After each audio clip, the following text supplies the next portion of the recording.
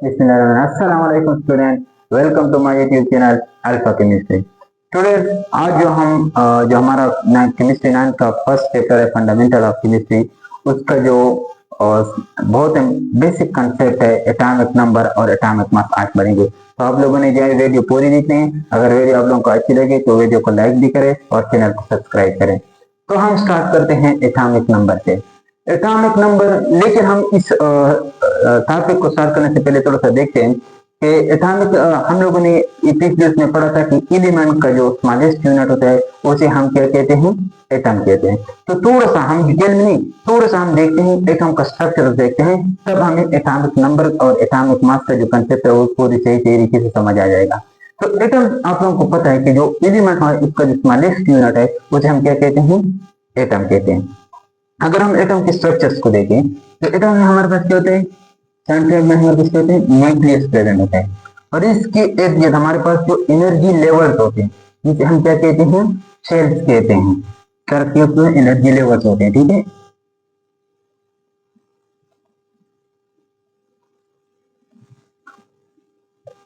Sir हमारे पास energy level होते हैं, इसे हम शेल्स कहते हैं।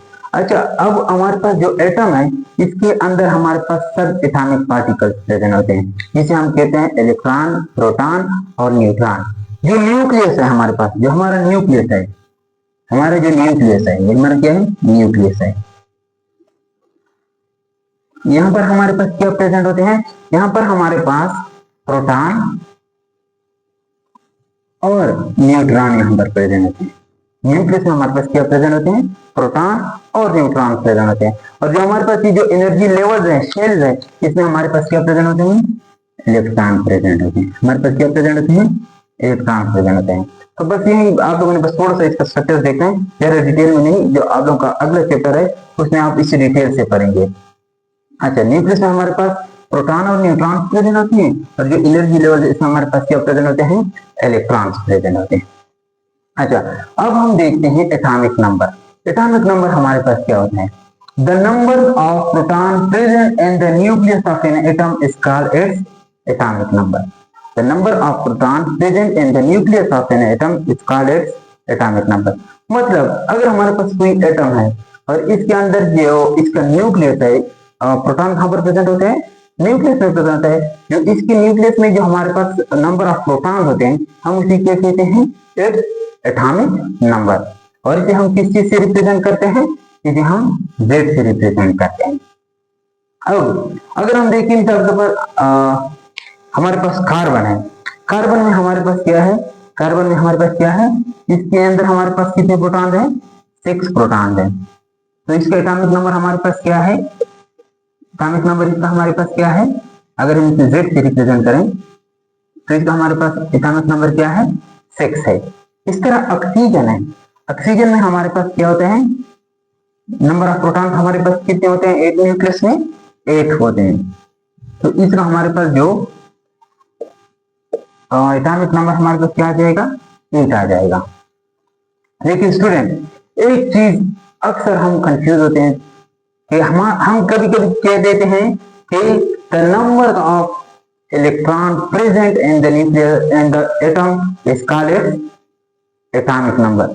हम कभी कभार क्या कहते हैं कि एटॉमिक नंबर जो हमारे पास होता है उसे हम नंबर ऑफ इलेक्ट्रॉन की भी बराबर कर लेते हैं।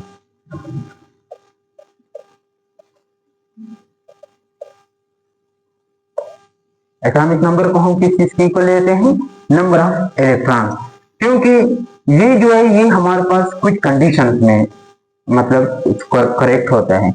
इसका मतलब क्या है कि हम तब कह सकते हैं जो हमारा एटॉमिक नंबर है वो नंबर ऑफ इलेक्ट्रॉन के बराबर होगा जब हमारे पास जो होगा वो एटम, हमारे पास क्या होगा, जो हमारे पास जो एटम है, एटम वो इलेक्ट्रिकली न्यूट्रल होगा।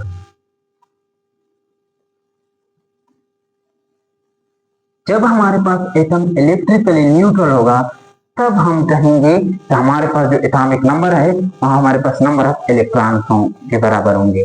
ठीक है, तो इसका मतलब क्या है कि एटम इलेक्ट्रिकली न्यूट्रल बहुत ही इंपॉर्टेंट है। अक्सर पूछते हैं कि how atom is electrically neutral, हमने कहा यहाँ पर हमारे पास चार्ज पार्टिकल्स प्रेजेंट होते हैं, ये proton positive charge, electron negative charge, यहाँ पर चार्ज पार्टिकल है, तो ये हमारे पास एटम इलेक्ट्रिकली न्यूट्रल कैसे हो गया, बहुत ही इंपॉर्टेंट क्वेश्चन है, अक्सर जो पेपर है उसमें आ जाते हैं।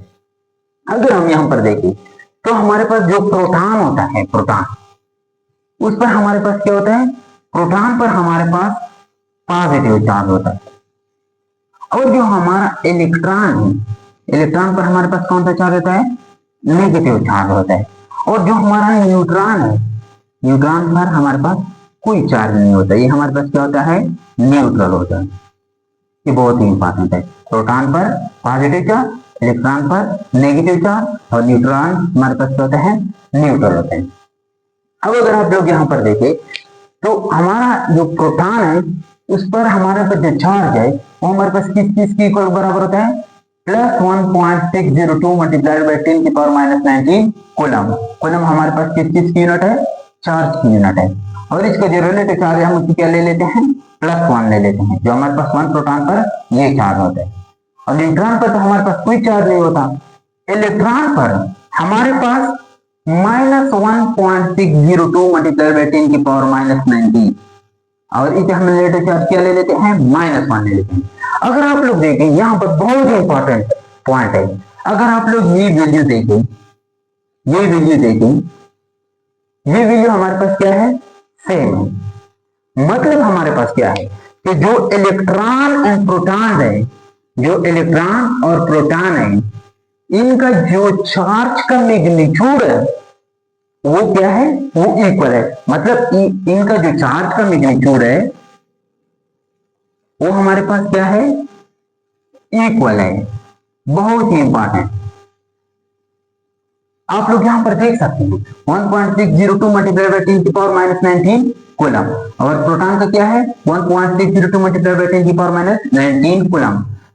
जो इलेक्ट्रॉन और प्रोटॉन का जो हमारे पास मैग्नीट्यूड ऑफ चार्ज है वो हमारे पास इक्वल है, लेकिन बट इनका जो साइन है वो अपोजिट है, साइन अपोजिट है।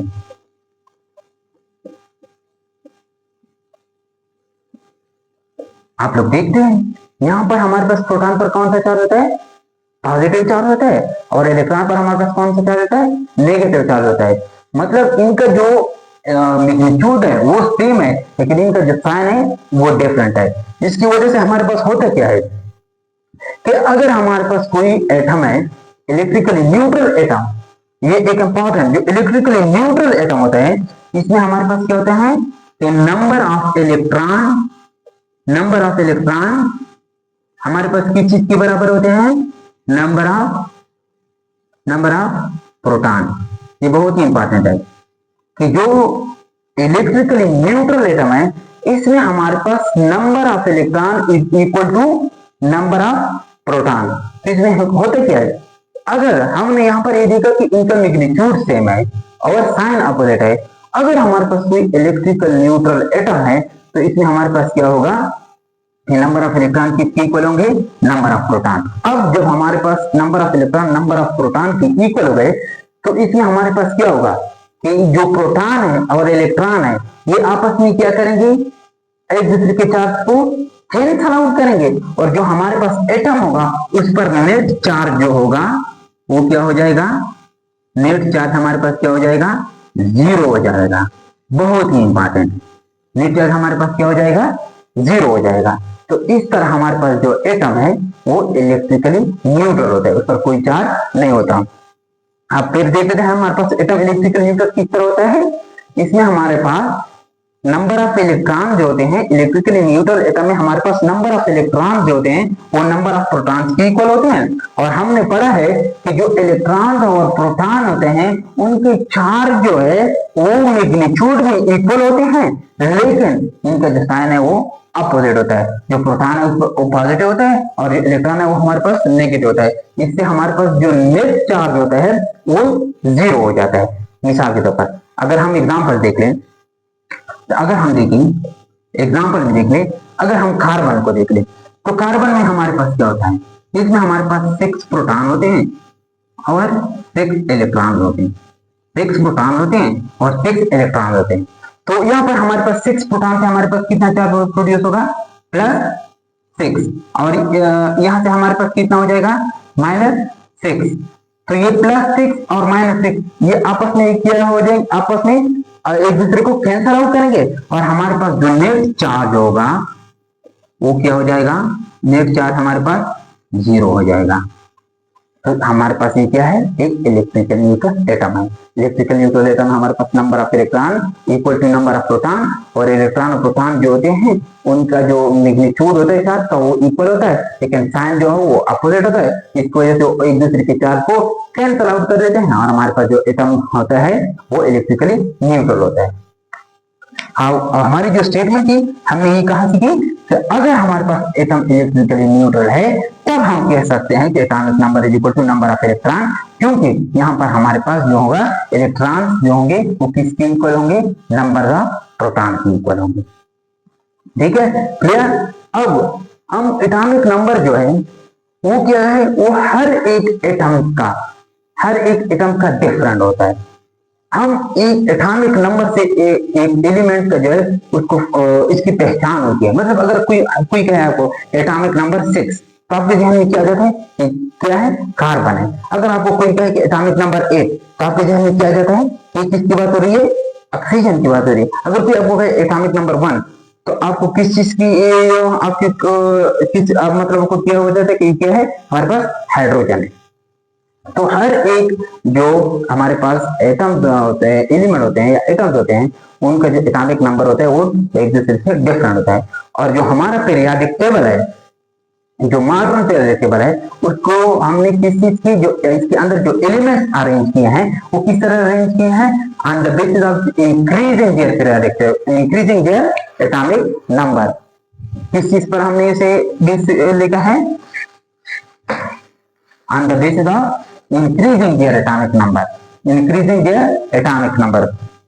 इसका मतलब क्या है, जब हम क्या करते हैं पीरियड में लेफ्ट टू राइट जाते हैं तो हमारे पास क्या होता है, एटॉमिक नंबर 1 से इंक्रीज होता है। इस तरह 1 2 3 4 5 6 इस तरह इंक्रीज होता है। फिर जब यहाँ से फिर यहाँ से स्टार्ट होता है। ठीक है, तो एटॉमिक जो टेबल है उसमें हमने जो एलिमेंट्स को अरेंज किया है वो on the basis of their increasing their atomic number.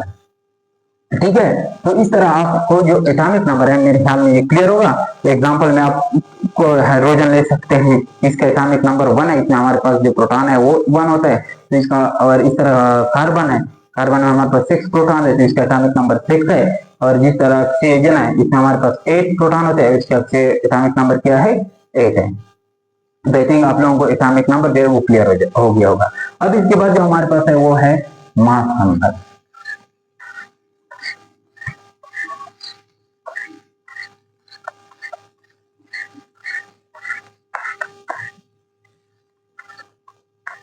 अब हमारे पास क्या है, मास नंबर है। मास नंबर हमारे पास क्या होता है,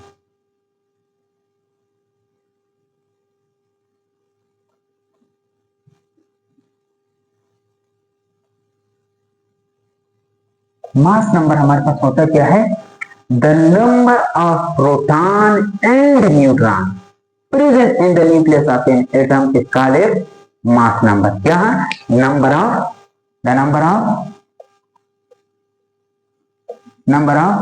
proton and neutron, the number of proton and neutron present in the nucleus of an atom, present in the nucleus of an atom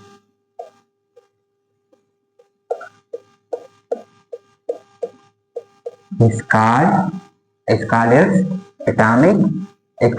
mass number। और इसे हम किस चीज से रिप्रेजेंट करते हैं, रिप्रेजेंटेड बाय ए। हम इसे किस चीज से रिप्रेजेंट करते हैं, represented by A. Mass number हमारे पास क्या होता है कि जो हमारे पास number of proton and neutron जो न्यूक्लियस में प्रेजेंट होते हैं इसको हम सम प्लस कर लेते हैं, इसे हमारे पास क्या आ जाता है, मास नंबर आ जाता है। और इसे हम किस चीज से रिप्रेजेंट करते हैं, ए से रिप्रेजेंट करते हैं। अगर हम देखें तो हमारे पास क्या होता है कि इसका फॉर्मूला हम देखते हैं, हमारे पास किस चीज के बराबर था, number of proton plus number of neutron. हमारे पास इसका फॉर्मूला क्या है, number of proton plus number of neutron is called atomic mass number. और जो हमारे पास नंबर ऑफ प्रोटॉन है वो हमें पता है वो किस चीज के बराबर है, वो हमारे पास किस चीज के बराबर है, एटॉमिक नंबर के बराबर है। और एटॉमिक नंबर हम किस चीज से रिप्रेजेंट करते हैं, Z से रिप्रेजेंट करते हैं। तो AZ प्लस N, इस तरह हम ये हमारे पास एटॉमिक नंबर किस चीज के बराबर हो गया, एटॉमिक मास हमारे पास किस चीज के बराबर हो गया, मास नंबर हमारे पास किस चीज के बराबर हो गया, atomic number plus number of neutron. इससे फिर हम नंबर ऑफ न्यूट्रॉन किस तरह फाइंड करेंगे, नंबर ऑफ न्यूट्रॉन अक्सर पूछते हैं, नंबर ऑफ न्यूट्रॉन हम किस इस तरह, अगर हम Z इस तरफ करें तो A माइनस Z। अगर हम मास नंबर से एटॉमिक नंबर माइनस करें तो तब हमारे पास क्या होगा, न्यूट्रॉन, नंबर ऑफ न्यूट्रॉन हम फाइंड कर देंगे। अच्छा, एक बहुत इंपॉर्टेंट क्वेश्चन आता है। मैंने आप लोगों को यहाँ पर एक एटम का स्ट्रक्चर ड्रा किया, उसमें मैंने आप लोगों को न्यूक्लियस में हमारे पास क्या प्रेजेंट होते हैं, न्यूक्लियस में हमारे पास प्रोटॉन एंड न्यूट्रॉन्स प्रेजेंट होते हैं। और जो एनर्जी लेवल पे उसमें हमारे पास क्या प्रेजेंट होते हैं, इलेक्ट्रॉन्स प्रेजेंट होते हैं। लेकिन जब मैंने अब लोगों को अभी मास नंबर बताया तो मैंने आप लोगों को सिर्फ कहा कि number of proton plus number of neutron is called mass number. तो मैंने यहाँ पर इलेक्ट्रॉन इसके साथ क्यों ऐड नहीं किया, क्वेश्चन तो बनता है, क्योंकि इलेक्ट्रॉन भी तो एटम में प्रेजेंट होते हैं, लेकिन यहाँ पर हमने सिर्फ प्रोटॉन और न्यूट्रॉन को ही लिखा है। तो इस क्वेश्चन का आंसर देख लेते हैं। यहाँ पर देखिए, जो हमारे पास प्रोटॉन होते हैं, जो न्यूक्लियस में प्रोटॉन प्रेजेंट होता है, उसके अंदर इसका जो मास होता है वो हमारे पास कितना होता है, 1.673 मल्टीप्लाइड बाय 10 की पावर -27 kg। ठीक है। और जो न्यूट्रॉन है उसका चार्ज हमारे पास कितना होता है, जो न्यूक्लियस में प्रेजेंट होता है 1.675 मल्टीप्लाइड बाय 10 की पावर -27 kg। और जो इलेक्ट्रॉन है उसका हमारे पास मास कितना होता है 9.109 मल्टीप्लाइड बाय 10 की पावर -31 kg। अब इसका मतलब क्या है, प्रोटॉन और न्यूट्रॉन का जो है, प्रोटॉन और न्यूट्रॉन का इनका मास तकरीबन 1 AMU का बराबर होता है। ये AMU अगले लेक्चर में हम पढ़ेंगे, ठीक है। बस आप लोग यही तक, ये जो मास है ये हमारे पास तकरीबन 1 AMU के बराबर होता है। लेकिन हमारे जो इलेक्ट्रॉन है, इलेक्ट्रॉन वो इससे ये दो प्रोटॉन एंड न्यूट्रॉन है, ये 1836 टाइम्स हेवियर है, heavier than electron। जो हमारा प्रोटॉन एंड न्यूट्रॉन है वो इलेक्ट्रॉन से 1836 टाइम हेवियर है। मतलब क्या है कि इसका मतलब तो ये है कि हमारे पास जो 1 प्रोटॉन है उसकी मास, 1 प्रोटॉन या न्यूट्रॉन की मास 1836 इलेक्ट्रॉन्स की बराबर होती है। कितना, मतलब ये तो आटे में नमक के बराबर हो गया ना। तो इसमें हमारे पास हम क्या कहते हैं कि जो इलेक्ट्रॉन है इसका मास बहुत बहुत बहुत कम होता है as compare to proton and neutron. तो हम क्या कर लेते हैं, इसकी मास को हम इग्नोर कर लेते हैं, बहुत ही कम मास है, आटे में नमक के बराबर होता है, तो हम इसे क्या कहते हैं, इसे इग्नोर कर लेते हैं। मतलब अगर हमारे पास 1836 इलेक्ट्रॉन होंगे तो वो तब एक प्रोटॉन या न्यूट्रॉन के मास के बराबर होंगे। तो हम क्या कर लेते हैं कि इसके मास को इग्नोर कर लेते हैं। तो इस वजह से हम ओनली लिख लेते हैं कि हमारे पास जो मास नंबर है वो किस चीज के बराबर है, वो number of proton plus number of neutron के बराबर है। एक दफा फिर देखते हैं कि किस तरह हम इसको फिर मतलब नहीं लिखते। हम इस वजह से जो इलेक्ट्रॉन है वो नहीं लिखते क्योंकि जो प्रोटॉन एंड न्यूट्रॉन होते हैं उनका जो एटॉमिक इनका जो मास होता है वो 1836 टाइम हेवियर होता है देन इलेक्ट्रॉन। तो हम इतना ज्यादा जो इनका मास है वो इनसे ज्यादा होता है, 1836 टाइम इससे ज्यादा होता है। तो इस वजह से हम जो प्रोटॉन और जो इलेक्ट्रॉन होते हैं इसके मास को हम इग्नोर कर लेते हैं, लिखते नहीं है। तो इस वजह से हम डायरेक्ट कह देते हैं कि जो हमारे पास एटम होता है, जो एलिमेंट होता है, इसका जो एटॉमिक जो इसका मास नंबर होता है उसे हम number of proton plus number of neutron से ही डायरेक्ट लिख लेते हैं। एक एग्जांपल देख लेते हैं, मतलब कार्बन हम देख लेते हैं। कार्बन में हमारे पास होता क्या है, अगर हम इसका एटॉमिक मास देखें तो हमारे पास इसका एटॉमिक मास किसके बराबर होता है? एटॉमिक मास, इसका जो एटॉमिक मास है वो 12 और इसका जो एटॉमिक नंबर जो हमारे मास नंबर जो इसका प्रेजेंट होता है वो 12 और जो इसका एटॉमिक नंबर होता है वो हमारे पास 6 के बराबर होता है। अब अगर आपसे कोई पूछे कि आपके पास है इसका इसका मास नंबर भी है और इसका एटॉमिक मास भी है, आप इसके नंबर ऑफ न्यूट्रॉन्स फाइंड करें। अक्सर पेपर में नंबर ऑफ न्यूट्रॉन का पूछते हैं, तो आप डायरेक्टली क्या करें, इस तरह लिखे number of neutron equal to ये वाला फार्मूला अप्लाई करें। इसका जो मास नंबर है वो 12 है, 12 माइनस 6, तो नंबर ऑफ न्यूट्रॉन यहाँ पर क्या जाएंगे, 6 आ जाएंगे। ये नंबर ऑफ न्यूट्रॉन का फार्मूला आप लोग याद रखिए, अक्सर पेपर में पूछता है, ठीक है। इस तरह आप ऑक्सीजन का भी फाइंड कर सकते हैं, उसका जो एटॉमिक नंबर होता है वो 8 होता है और इसका जो मास नंबर होता है वो 16 होता है। अगर आप फाइंड करना चाहते हैं तो नंबर ऑफ न्यूट्रॉन किस तरह जाएंगे, 16 माइनस 8, तो नंबर ऑफ न्यूट्रॉन आपके पास कितने आ जाएंगे, वो 8 आ जाएंगे। अच्छा, लास्ट हमारे पास है वो क्या है, हम इसको रिप्रेजेंट कैसे करेंगे।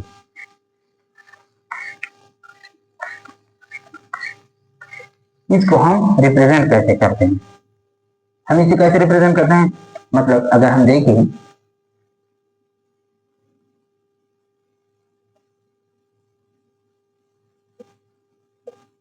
एक्स हमारे पास क्या है कि हमारे पास कोई एलिमेंट है, यह एटम हमारे पास हो सकता है, कोई एटम या एलिमेंट है।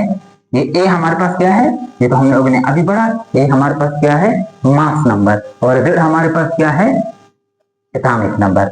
अगर आप अगर इस तरह कोई इसकी रिप्रेजेंटेशन करते हैं तो इस तरह करेंगे, जो एटॉमिक नंबर है इसको नीचे लिखेंगे और जो मास नंबर है इसको ऊपर लिखेंगे। इस तरह अगर हम एग्जांपल कार्बन का लेंगे तो आप किस तरह लिखेंगे, इसका एटॉमिक नंबर कितना है हमारे पास, 6 है और इसका मास नंबर हमारे पास कितना है, 12 है।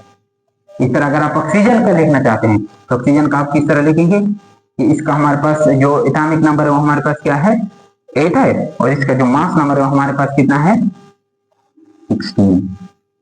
आप इस तरह लिखेंगे। जैसे हाइड्रोजन है, हाइड्रोजन का हमारे पास एटॉमिक नंबर क्या है, 1 है और इसका जो मास नंबर है वो हमारे पास क्या है, 2 है। तो आप इस तरह इसको रिप्रेजेंट करते हैं, जो एटॉमिक नंबर है उसको ऊपर लिखते हैं, नया मास नंबर है उसको ऊपर लिखते हैं और जो एटॉमिक नंबर है उसे नीचे लिखते हैं। तो मेरे ख्याल में आप लोगों को इसकी समझ आई होगी। आज का जो हमारा लेक्चर था वो इतना था, इंशाल्लाह अगले लेक्चर में चलेंगे।